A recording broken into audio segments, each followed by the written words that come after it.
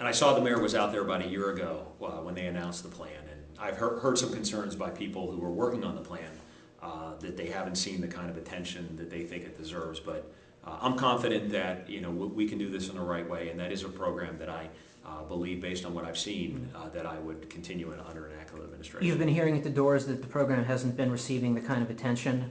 Well, not just from the doors, but by some of the people that have been working on it, in terms of the community leaders as well. Really? Yeah. Okay. Spiritual leaders? Delays and things, your typical, the press release is done, they get the benefit, and then the follow-up isn't there, which is a model that this mayor has followed on almost everything he's done, unfortunately.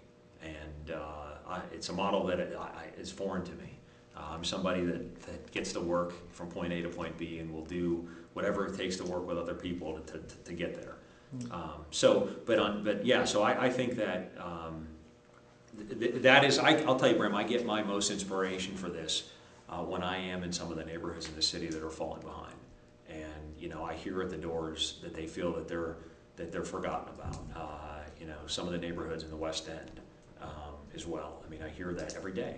The mayor is never out there. I don't get that. I don't know why you want to be mayor if you're not going to want to be out in the neighborhoods, talking to people, understanding the issues, solving problems. I mean, that's what attracts me to do this. I mean, to have the ability to go out there and listen and say, okay, we can take care of that. And the problems are so solvable. They are. If we just had somebody who was willing to get down to work and do it. Last question. Yeah. You do seem to have a great sense of urgency about this. And you said, this might be our last chance. Yeah. And you seem to care about it quite a bit. Absolutely.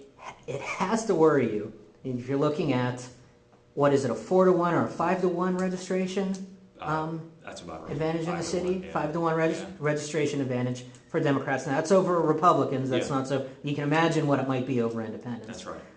But the coalition that you're building is presently, it seems, split.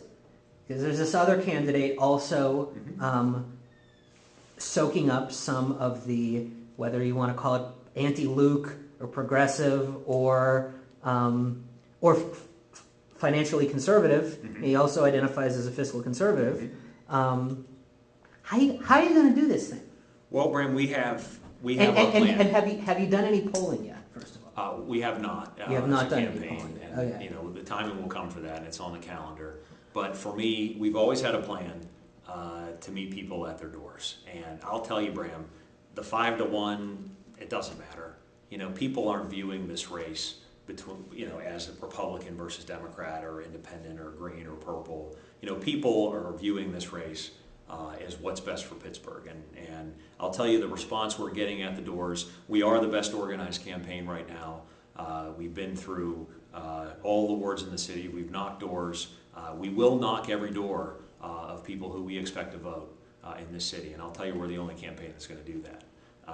We have yet to hear, now you're talking about, Harris and Luke. We're finding that the support for the mayor isn't as big as you would think it is, especially in neighborhoods where you think he'd be strong. We very rarely even hear about Harris at the doors. I think people, want a mayor who is out there. I've lost about 25 pounds on this race. It's all through knocking doors.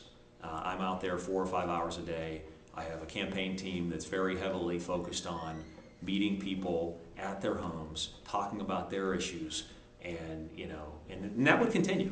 I mean, I tell people all the time, I love it. That's what keeps me going. And there's no question, when you look at a steep hill like this, you get discouraged. But, I ended up going home every night at 9 and 10 o'clock and, kissing my 2 boys to bed. And I'm energized by the discussions that I've had at the doors. You would, in places where you would never expect a non-Democrat machine to do well. And so we're feeling it. I can tell you it's real. We're going to work hard every day to win this election, and we're going to work hard every day when I win this fall to give Pittsburgh the kind of leadership it deserves. Are you going to try to get together with Doc sometime in October and figure out how exactly this coalition is going to get together and beat the incumbent? Well, we've been open, Brandon. You and I have talked about that. It's an open door. I'd be honored to have Doc's endorsement in this race. I think we do have a lot of the same issues that may have spurred us, to enter the race. Although I'll tell you that, we're feeling very good about where we are right now as a campaign.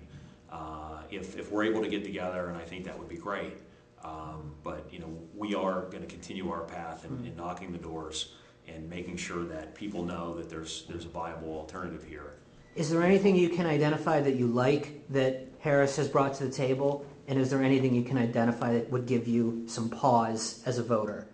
Yeah, no, there's nothing that's given me pause. I'd rather not, sort of talk negatively about that. For me, what I'd rather talk about is about sort of what I bring to the table, which is a lot of authenticity.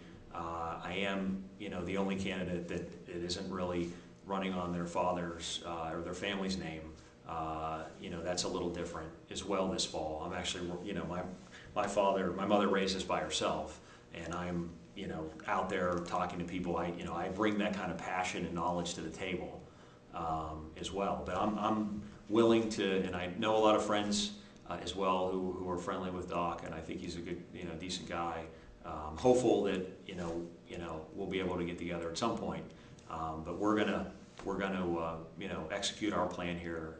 We think it's a winner, and we have an obligation, in my view, to win this race this fall. And again, there are a lot of decisions that are going to be made over the next few years when it comes to consolidation and when it comes to development.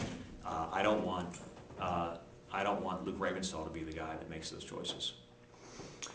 All right, Kevin Acklin, thanks for joining us on the Pittsburgh Comment. Keep up the good work. Thank you very much. You're the voice of Pittsburgh. Oh, dear.